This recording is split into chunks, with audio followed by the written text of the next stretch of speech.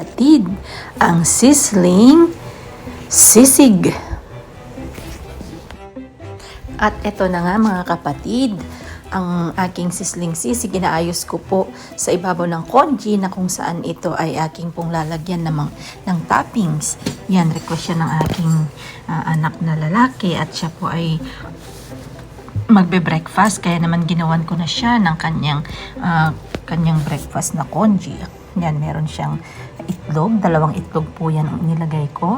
Tapos nilagyan ko rin po yan ng garlic, tostadong garlic po yan. At nilagyan ko rin po siya ng toppings na green onions. O, ayan.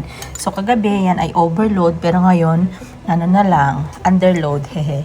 Kaya, yun. Ito ang aking sizzling sisig, ready to eat na. Meron pang palemon. Ayan, wala kasing kalamansi dito sa kung saan narito po kami. Kaya, ito, tapos na. Yan, pwede na po tayong kumain. At sa lahat po ng gusto pong nagtatanong kung nagbebenta po ba ako, ay opo.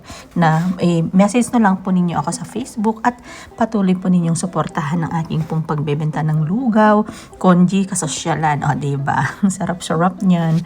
Okay, sige. Next time, call lang nyo lang ako at kayo ay magpapa-order sa akin. Thank you!